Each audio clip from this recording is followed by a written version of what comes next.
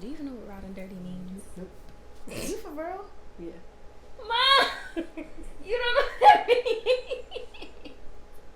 And I was just playing with you. You really don't know what that means? Or are you being sarcastic? No, I don't. What do you think it means? You doing something without protection? Riding dirty.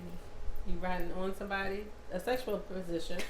No, it's not sexual at all. Are you doing drugs? Oh, what is it? Driving without a license. Oh, driving dirty. Oh, that's cool. That's a nice term. Why would I know that? How old is that song? I mean, I don't really know what context they're using it in, because I don't know the song like that, but Riding Dirty. Hey, y'all. Hey. Welcome to another episode of Putting Our Business in the Street. That light is very bright. Don't look at it. My name is Demea. I'm the mother. I'm Imani, the daughter. And today we are, on a scale of 1 to 10, Imani, how are you doing? I feel like we haven't talked in a while. Because the last two were the other ones. And then I recorded somebody else. Yeah.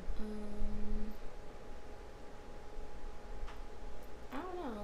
A 7? That's about right. I would say I feel about the same. Only because we have something looming. I'm kind of like sad about going through it. So, but I would put a 10 because I'm not going to work tomorrow. But at the same time.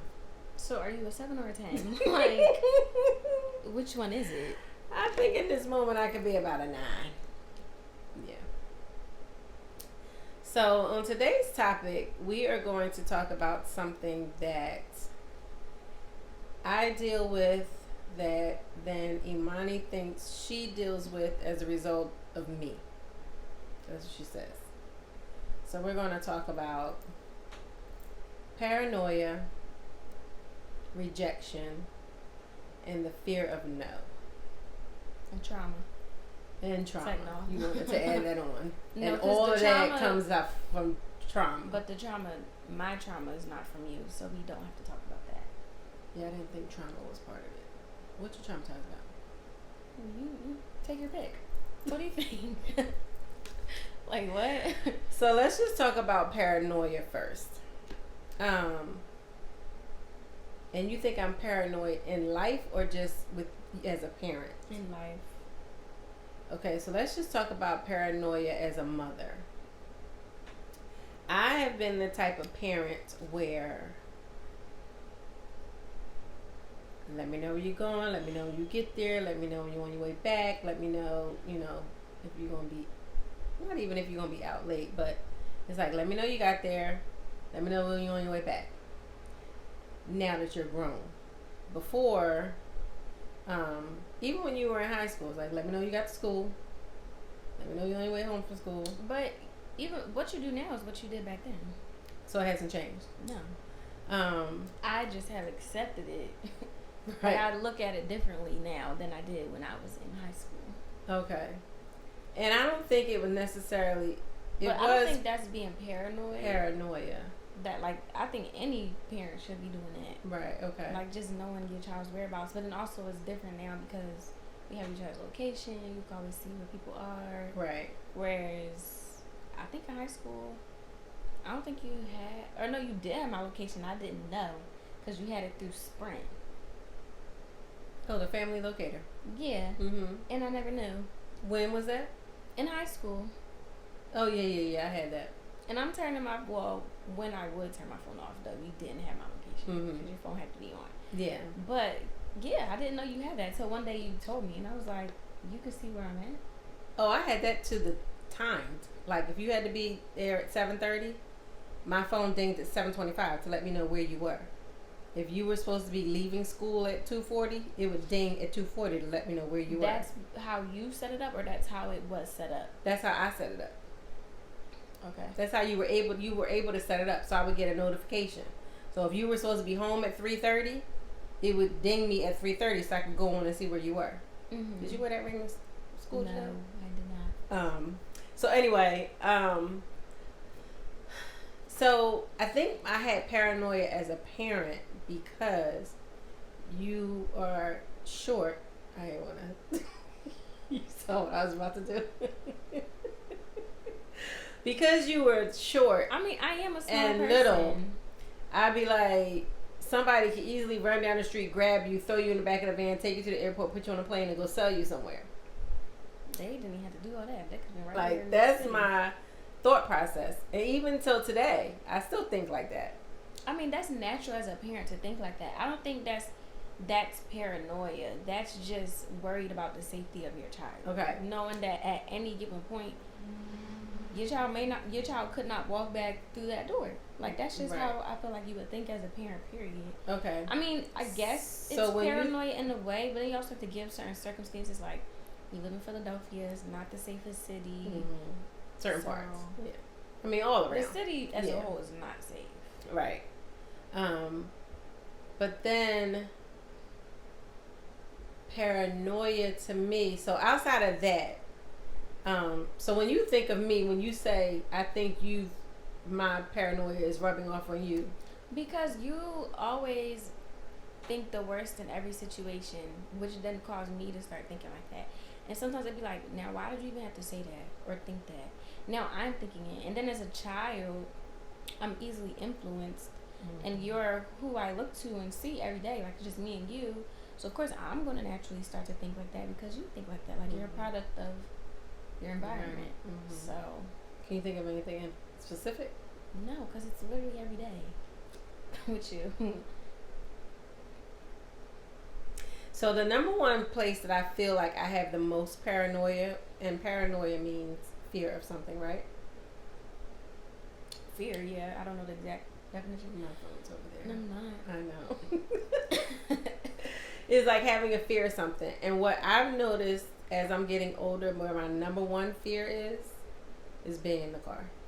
Mm-hmm. It's worsening. Why? I don't know if it's, so the fear came from me being in car accidents. And so I was in a car accident in my early 20s. Maybe I was a teenager. I was in the front seat, passenger, and the person I was in the car with was racing down the street and slammed into the back of this other car. And then I walked away from that just with a seatbelt burn on my neck, and a little bit of pain. I walked away from that. That was fine. Like, I didn't go to the hospital or anything like that. But then the second one that I had, the real bad one, the day after 9/11, that was, the hit and run, and nobody ever found them. So, as a result of those two, I do not like being a passenger in a car. Mm-hmm. I don't like not driving. Mm-hmm. But I realize as I'm getting older, it's getting worse. Wow. You may not see it, but it fears me. That's why I think that's why I don't like taking Ubers, because I don't know these people, I don't know their record, and I don't know how they drive. But I don't know. It's a fear. That's called trauma. You're traumatized. Yeah, I'm traumatized. But you need to talk to somebody about that because you can't live the rest of your life always being afraid to get in somebody's car. I know. But I'm not afraid to get in people's car. I mean, I am afraid, You're but I getting get in in people's cars. But then you probably are anxious, feel nervous. Like, that's not a comfortable way to ride. Mm-hmm. And it's getting worse. There's only Why is it select getting worse few as you're getting older? people, because I also getting to the point where I don't like driving. I think also because you haven't drove in a long, you haven't had a car in a long time. But even when I'm driving, I don't like it. The streets are congested. Because you don't drive often. So you're not used to it anymore. But I don't think I do not drive enough. I think I drive if you were enough driving every day, single day. though, You think it'd be different? Yeah. Because you'll be used to it.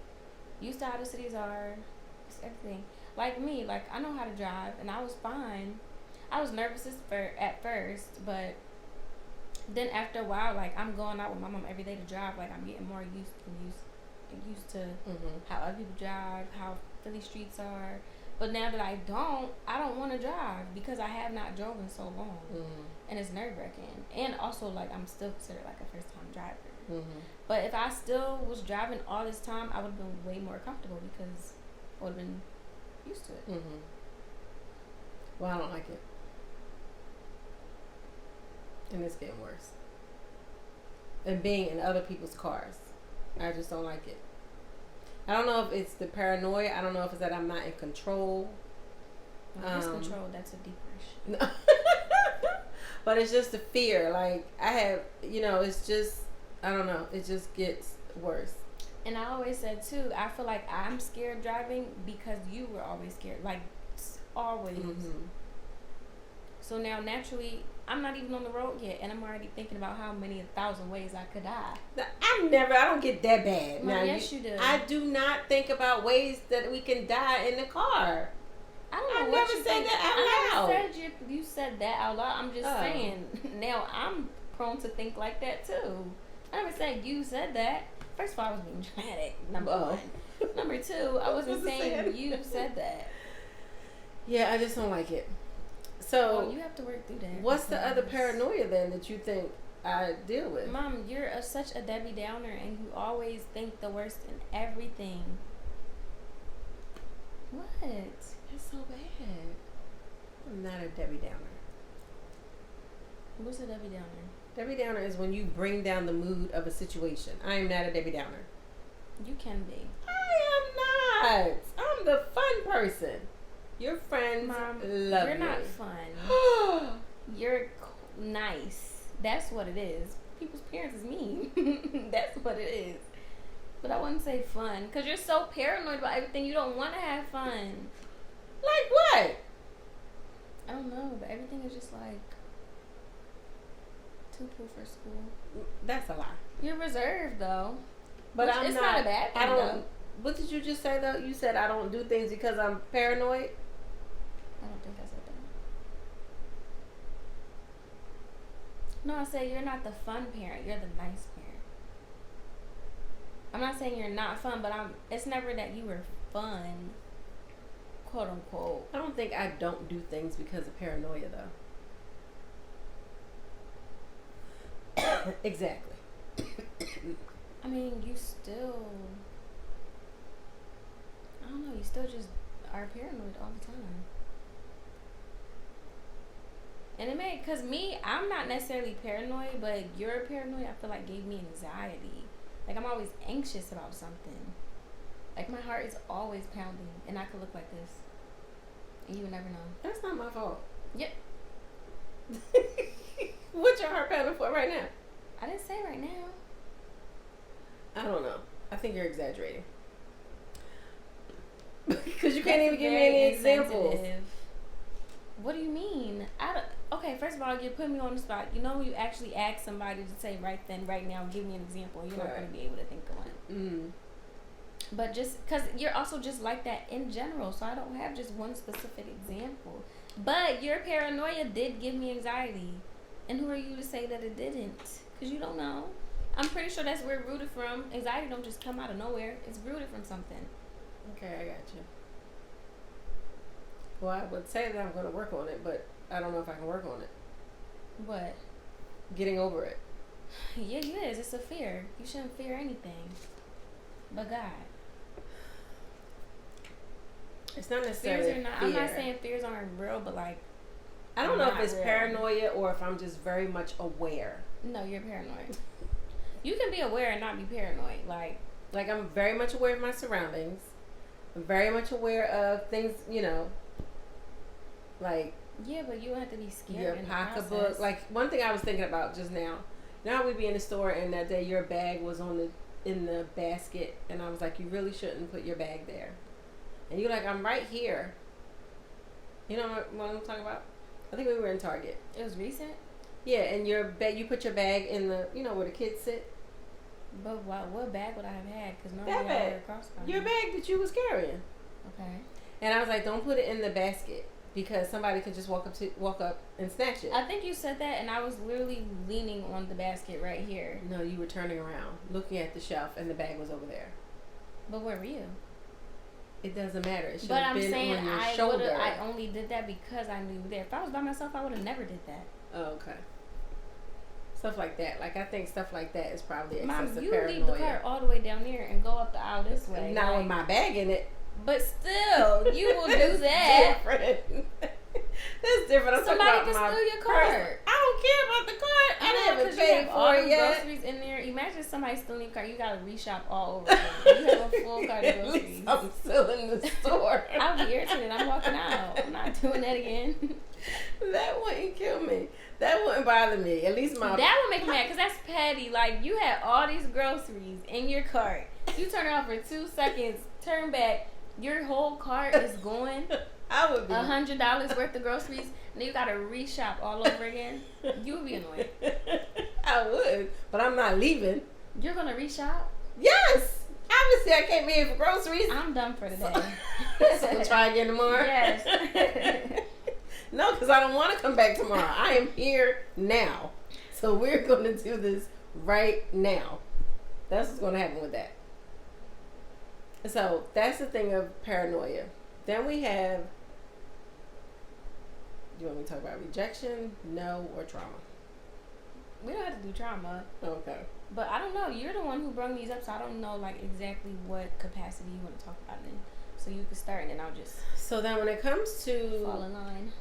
The fear of no, I think I have realized in my life lately that I have had a fear of the word no for a long time. So, for instance, let's just go with something trivial. Let's say we're having a party or a get together, whatever. Okay, really. And we send out invites. Mm-hmm. My thing is always, I don't need you to RSVP. I don't need you to reply. If you show up, you show up. If you don't, you don't. Because for whatever reason, I don't want to hear the word no or that I'm not coming. Mm-hmm. So I think that's why I say don't RSVP. Because I wonder if I think it's going to make me sad if you tell me you're not coming. But where does that come But I think it's coming from the whole thing of me saying for years that I also didn't have many people in my life that I could depend on or rely on. Mm-hmm. And I think that all comes from the rejection, the no. How does that correlate though? Because not having somebody that's dependable or reliable is the person that's going to tell you no. So I may have asked. You didn't hear the word no? No, I heard the word no too many times. Oh, okay. I've heard the word no too many times. That has created me to feel like I never have anybody to depend on or rely on, which causes me to have the fear of the word no. And rejection. Well, not fear of rejection, but right. You don't like it. I feel rejected. And I have a fear of the word no. Yeah, it's funny you say that because when I was with Sam the other day, she was like, every word I say, you have a song for it. She's like, you're like a walking jukebox. It's like, yes, I know. So yeah, I have a fear of the word no, and a fear, which I think is a fear of rejection. And then I wonder, because then I feel like if you tell me, it's levels on top of levels, and I feel if you tell me no, then you don't care, and then that's why I feel as though people don't care about me. But yet you don't want them to say anything. So I'd rather you just not say anything. And then I've learned to stop asking. Yeah. That way I don't have to hear the word no or have that fear of rejection. It's kind of sad, isn't it? Yeah. Mm-hmm. I don't have a fear of the word no because, like, the thing with my friends, how I be like, I feel like I've been trying to reach out to them and plan stuff with them, and they just don't respond at all. That bugs me. Like, I want you to at least tell me no, because I hate being ignored. That's like my number one pet peeve. Yes. So if you just not say anything, grinds my gears. Right. Because, like, I get it. We're busy. We're grown now. We have jobs. We are living different lives. And sadly, we're also just not as close anymore, and that's okay. But if I'm asking you to do something and you can't, or even if you really don't want to, at least just communicate that back. Like, say something. Because imagine if you asked me that right now in this moment and I just looked away. Like, that would be weird. So, yeah. And I said something to them yesterday. Nothing, like, crazy. But somebody had, I think they were saying, like, oh, we need to hang out more. And you was like, girl, I've been trying. I said, I text y'all in the group chat all the time and y'all don't respond. I don't really remember the response. I think somebody was like, you know, it was just life. And it's like, that can only be an excuse to a certain extent to me. Like, at what, so you're just never going to respond every time? Because then I'm going to stop asking, which is what I did. Right. So mine isn't a fear. I don't have a fear of the word no. And then I think also then just with life, because, you know, for a long time, you know, money was really tight. And I was always in touch with bill collectors and things like that, trying to work out payment plans and stuff like that. And I would hear no. And then the last time I worked on us trying to keep the house, and then that last conversation, it was like, no, Miss Hunter, there's nothing else we can do for you. Like, no. So it's just a lot. I've just heard no so much in my life that I don't hear it as much. I don't hear it now because, you know, we've gotten better. But I just don't put myself in the position to hear the word no anymore, if that makes sense. Yeah. What was I going to say in relation to that? Oh, I feel like I've heard no a lot my entire life too. Like, most things I strive for, I don't get. But for some reason, it's not a fear. I'm tired of hearing the word no. Right. But I'm not, like, scared. Like, I'm not applying the jobs because I feel like they're wrong. Even though I feel like they're going to tell me no. Right. I don't not do it because, oh, I don't want to hear the word no. Like, it doesn't, like, stop me from. Whereas I feel like you're letting it stop you from doing certain things that you want to do, and that's not healthy.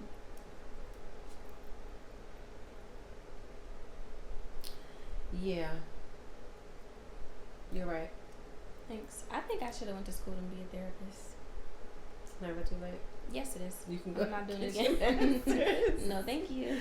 Yeah, so I don't necessarily, but I think maybe I am slowly but surely not getting over it, but working through it. Yeah, I've accepted it. Which is the very first I think I had an aha moment, and I was like, I don't like the word no. I mean, you've said this to me before, like last year or so, about the word no. Why are you You was like looking at me like, you know how Michael Jackson looks in Thriller when he turns around? You're so silly.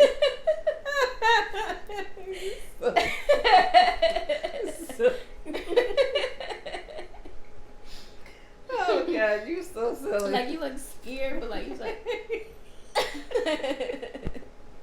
And that's exactly how you look. So yeah, I have a fear of that. But yeah, I've accepted it. And not Now that it's going to change. Like, I'm never going to say RSVP. You might. Unless I have to. Huh? You might. Like, once you start going to therapy and you work through it, then you might be okay with the word no and be like, I don't care if they tell me no or yes. Like, right. Because you should not be afraid of that word. True. And then the trauma piece of it. Because ultimately, also, not to say that part, not to cut you off, you could also just genuinely not care. Like, of course you want people to show up, but it's like you said, if you come, you come. If you don't, you don't. Right. So part of it could be like, oh, you may work through it, but you still just don't care. Like, if you RSVP or not. Like, if you show up, then you show up. Right. But you should still work on it to the point where if it did come up where you had to ask somebody yes or no, you wouldn't be afraid if they said no. If that makes sense. And I think when I say like working through it, because it used to be a time where, you know, like when I was when you said I had friends and then I stopped having friends, remember that?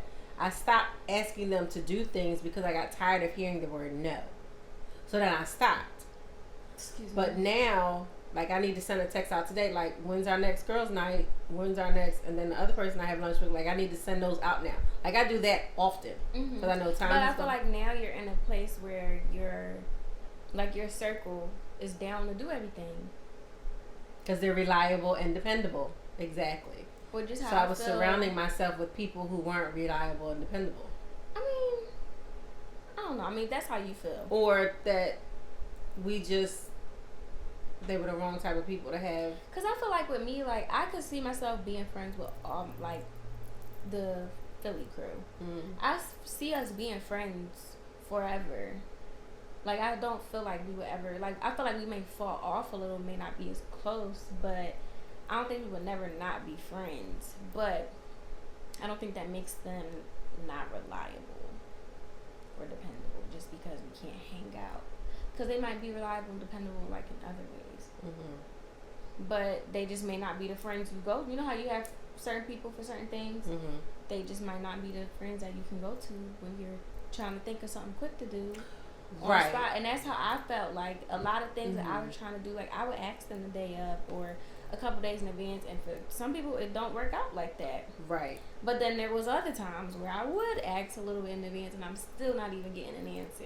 Right. And I'm only getting an answer from the same couple of people. So it's like, well, and that's where you learn how to keep put asking y'all if y'all just gonna ignore people me in categories. Yeah, but then it's like, that don't mean we have to be beefing. That don't mean we don't have to be friends. It's just things happen, and sometimes you go apart, and that's okay. And that's how. I don't know if you peeped that. That's something Carolyn had said in the one of the conversations. She was like, "How we said we had fell off." She said, "But there was no beef.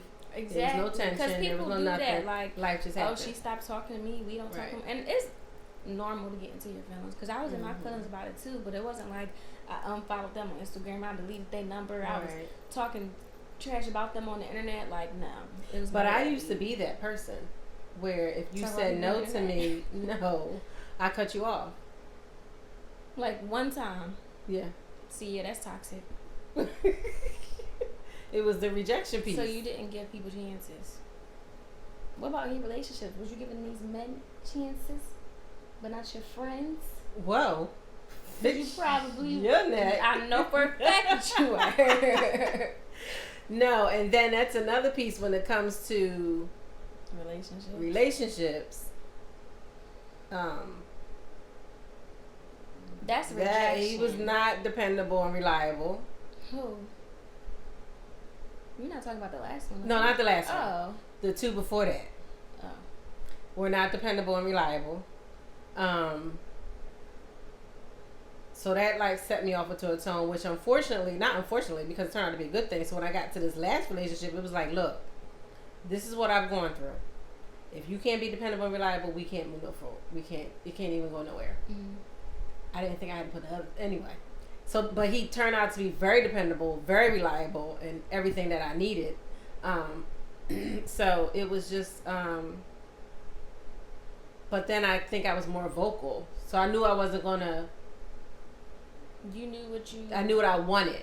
So if you're not going to be able to step up to the plate, we can't even go any further. Whereas before, I feel now I didn't know how to verbalize that. So it used to be like, oh, I hope it happens, and never speak on it. Whereas now you have to actually put your intentions and your you can't be mad demands out there. Exactly. Person doesn't even correct. Like, they can't read your mind. Exactly. And life lesson. People are not mind readers. And then the rejection part, or the reliable and dependable part, and this may be part of trauma. I don't know how much of that stemmed from the death of my father. I'm sure it does. Yeah. So like, do I feel like he rejected me by like he left dying and leaving? Right. So I think that's also levels on top of levels on top of levels, which again, because obviously he didn't leave you, but it's like, I feel like that's just a natural way to feel. And you were still young. So just getting into adulthood, so didn't really know, or was learning how to be all kinds of stuff. And you know, they say the relationship that you have with your father is your first love, is how you can go through life. So if I felt rejected by him, am I just naturally going to feel rejected by a whole bunch of people and prayerfully, so that's the trauma piece, Yep. right? That can come from that. So, yeah, it's interesting. But again, now I just feel like I am able to break through it, or that I'm breaking through it. The paranoia, again, I don't think I'm as bad anymore. No. I think I might,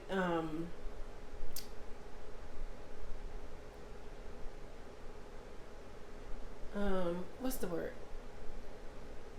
Like, I think half glass. Do you think half glass empty or half glass full? Empty. Do you? I think full. Why'd you just repeat it twice like that? Because I didn't know if it sounded right. So you always think negative. Yeah. And I wonder don't. Why? Do you think I do? You're very pessimistic. And so am I. I jump to conclusions too fast. That aren't even like... Are the same things? No, but so like when you we jump got to our conclusions laundry, that aren't even like... Remember with like, the laundry? why are you thinking and like I was that? like, they stole them. Yeah, like stuff like that. And I'm like... No, they Word? just didn't dry them. They just didn't. They dried it, right. They packaged it all together. Whatever. But I'm just Right. like... Now, granted... But see, you have reasons to think like that because of where we live. Like, people steal stuff here all the time. And, like, people's packages get stolen. I mean, that's just, like, kind of a global thing now. Like, everybody's packages just be getting stolen and stuff. But then I'm just like, clothes, wet clothes. Why would somebody steal that? Like, it just did not make sense to me. I'm just like, I know when we open this door, the clothes are going to be there. And they were. But then she's like already getting irritated. No, it was on the front porch. Remember, it was on the front porch? And I was like, why So they the leave them clothes there? were So the people there. stole the wet It's clothes. just all the clothes were in the same bag when normally we have two different bags because we have one for clothes that go in the dryer and ones that don't go in the dryer. And we normally have a whole rack of clothes on hangers for the ones that we have to put up and dry, and that was nowhere in sight. And I'm like, who in their right mind is going to steal these heavy behind clothes? And just take, like, it just didn't. I'm just like, out of all the things that could possibly happen, I don't think that's one Now of them. that is stuff I but get then paranoid. you'll jump To that's not conclude. So I'm not paranoid. I that's jump not to scared. conclusions. You just Like- assumed Right. that somebody just stole the clothes. But like, you're already irritated. You're like, I'm not going back to them. All this other stuff. No, granted, they have been messing up a few times. Right. But I'm just like, They probably like, dang, they really mad because we haven't been back since. But that's just because we haven't been here. but also that was weird because all this time we been getting our clothes. Yeah. So that's Now a they whole want to nother switch story. up. Yeah. Like, But then another thing, so now that I think of situations where I might have been paranoid. Remember that one time you were taking a trip and I was like, you should really switch because the bad weather was coming and da da da da da da da da, and you might get stranded and da da da da da, and you were like, no. And I was like, but the storm is coming. Like, you should, I don't know if you were leaving here going to North Carolina or North Carolina coming back. mm-hmm. And for whatever reason, it was like 2 or 3 trips in a row that you were doing, and it was like weather, and you were like, no. And for that reason, I was like, it always works out for her. So why am I always paranoid about Well, it? it was just like, why wouldn't I leave? Because you'll be the type, you wouldn't even go to the airport because you're like, the weather's coming, they're going to cancel the flight. You don't know. Right. My flight status still says on time. They didn't say anything about the weather, so therefore I'm going to go. Then if I can't make it once I get there, then that's a different issue. But it's like, at least get there. Yeah. At least see what's going on. Like, you don't even, once you think it's one way, you don't even try to acknowledge that it might not be that way. Yeah. Like, you just, but then you get irritated too, and that's what be making me mad, because it's like, well, why do you have an attitude? About, you think these clothes are stolen, so now you're irritated. Like, I wonder if that's also because it's something that's out of my control, and I can't handle it. you not washing your clothes is out of your control. I don't know. It's But just you've never been like No. a control freak, so I don't No, think so it's that's not control. It's just something, I don't know. I do. I freak out, huh? You know what I'm gonna do next? Freak Are you out. allowed to sing? Wow. I wish Victoria's would try to sing it. Anybody checking for y'all? I don't know. Yeah, I guess so. I do have my moments. I don't think I'm as bad as I used to be, but you seem to think you're getting worse when I'm getting better. Because now I'm an adult and it's rooted in me. Like, it was in me as a child, but I was a kid. I didn't know what was going on. But now that I'm an adult, it's like when Miss Carolyn was saying the other day, she was like, when my mom, one time we went to a restaurant and the food came out and her mom was like, this is all wrong, this is not good, send it back. She was like, oh my God, I was so embarrassed. She was like, guess what I do now? The same thing. But she didn't do it back then, but she does it now. And it's just like, when you get older, you're more set in your ways, things start coming, like even all the other stuff that I be going through. Did I care about that type of stuff when I was a child? No. But I don't see it in you. What? Like the scaredy cat and the paranoia. I definitely have anxiety. Like, I truly believe I have anxiety. I just know how to hide it very, very well. My feelings, period, I know how to hide very well.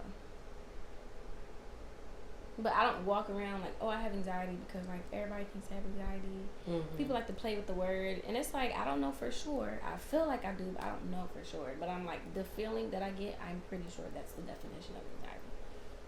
And I don't get like panic attacks, right? Where I'm like hyperventilating, but I get anxiety. Okay. Well, it could or could not be from me. I don't know. It's like, no, it is somewhat. I mean, it's not all from you. Yeah, but, well, I hope I don't ever make you, but at least whatever it is, that you don't go through life fearful. You are out and about and you do things. Because I am fearful. I just don't speak it. So I don't want to think like that. So I don't want to say it. Like when you're out and about? Yes. I don't think that makes you fearful. That just means I gave you a good sense of being aware of your surroundings. But my heart should not be like this in my chest. That's not. You think that happens often? Yes. I don't think I know. You need breathing exercises. I need therapy. I need therapy. Okay, well, I got a number for you to call. Who? Somebody gave it to me weeks ago, and we still haven't. Miss Pam? Mm-hmm. Oh. But what was I about to say? I don't know what you just put on your face. You like the sparkle. Probably for your nails, isn't it? Or your earring. I don't know. Anyway. Like, doesn't matter. But I forget what I was going to say. I don't know. You're saying how you need therapy. Yeah. Oh, because like the anxiety, like the problem for me is I don't know how to calm down. Like, I should be able to control it. I can't control it. It's like it controls me type of thing. Mm-hmm. And then I'm in the moment, and I'll be telling myself, like, Imani, you're fine. You're okay. Literally nothing is happening. But I'm still just anxious and nervous as crazy. Well, you are definitely hiding it well, because I don't see it. Will you tell me the next time you're feeling it, just so I can... Because maybe I need to be telling you, like, Mommy, it's not that serious. But then I'd be insensitive. Well, no, because sometimes it really don't be that serious. So, yeah, maybe I should. But then you're going to look at me and be like, no. I don't know, I just don't like to talk about it. But you shouldn't keep your feelings inside. Which is why I need a therapist. You should. At this point, that's some person who can help me. You're right. I have a number for that. And you need to use it too. You're right. I just keep forgetting to call. Maybe I'll call tomorrow. While I'm off. I'm off tomorrow. Yeah. Not for any good reason though. There was one more thing. It was paranoia, rejection, and the fear of no. And then you said, and drama. Yeah, because I feel like they're all related. But my drama doesn't come from me. So. Mm-hmm. But if I want to talk about it, I can talk about it. I should be able to talk about it. To me? No, like if I wanted to talk about it right now, oh, I should be able to do that. But it's not worth the backlash. What backlash? Because they already know how I feel. Right. And that's why I would be comfortable talking about it on camera, because it's not like they don't know. It's not like I've never expressed to them how I felt or how I feel. Mm-hmm. So if something does get said one day, it shouldn't be no surprise. And then I know they don't watch anyway. And it could be 10 years down the line. But yeah, I have childhood trauma for sure. It just does not come from my mother. Or some of it could come from her mother. I don't think the trauma does. I think like I definitely think you gave me anxiety. But like my deeply rooted issues, that does not come from you at all. And then another piece of it could then to be, so going along your trauma, then I have parent guilt. You know, I always talk about that. Which I don't understand why. I have guilt of... What is the guilt? Like, is it because you were not in a relationship? Like, I have guilt that I didn't give you a 2-parent home. That I didn't give you the house with the white picket fence. But then it's like... And 2.5 dogs. If you never had it, you don't really know what you're missing. But I had a 2-parent household. You didn't have no white picket fence? I had a dog. That got kicked out. But just because you have a 2-parent household don't make it... You right. Because some people... Give you a sibling. Toxic. Now that, yeah, you can feel guilty about it. Say on. That I gave you a lot of no's in your life. No, you didn't. Life gave me no's. You did not. I told you no to a lot of things. No, you did not. Besides that American Girl doll. Oh my god. That's the only thing she's ever told me no. That's trauma for her. She would need to sit on somebody's couch about that. No, I'm just going to buy my daughter one, even if she didn't ask. And I know not to buy her daughter one because let me come in the house with your child. With how about you buy it, but I want to be there when she, like, gets when it. we go there? Yeah, so I can't even say, oh, you could bring my daughter here, but you couldn't bring me here. No, that would be messed up if you brought her and not me. Like, I want to go. Oh, but I was saying, what if I just gave her an American Girl doll? No, she has to pick out her doll. And get it dressed up and stuff. I was going to say, did you pick out yours? I didn't have one. But it's a lot of guilt. Like, I feel like, you know, I couldn't do a lot because money was always tight. I mean, besides... Yeah. Like, childhood in general was great for me. You don't realize all the messed up stuff till you get older. But, like, I wasn't in a toxic environment. I was always surrounded by family. Like, our family's very big. We were always with our cousins. I had a great childhood. Like, I would relive it, probably. But... Of course, there's things like that you would want, but it's like, well, I'm not tripping about it. So, technically, I did have a dog. He was crazy too, so he had to go. You did have a dog. Yeah, for quite some years. Years? Yeah. Yeah, for a couple of years. But we got rid of him. Yeah, I had a dog. I mean, we were in that house for 7 years, so you had him for a good few years in the house. You were 5 when you got him. I thought I was 6. Okay, maybe you were 6. I had him for about a good 5 years. Don't feel that long, I think. Yeah, so I think we could just put a pin in it and say that we are works in progress. Yeah. Yep. And yeah, that's all I can say is that we're works in progress. And you know, therapy will help us work through it, and that will be that. I would like to find a therapist by the end of the year. I have a number for you to call. Okay, that don't mean I'm gonna like her. You're right. A good one, a stable one. You hope to be in a good situation by the end of the year. Yes. Can you believe we're in the middle of August? It is crazy. So that's that, I think. What you think? Yeah. I hope this was a little bit entertaining for folks.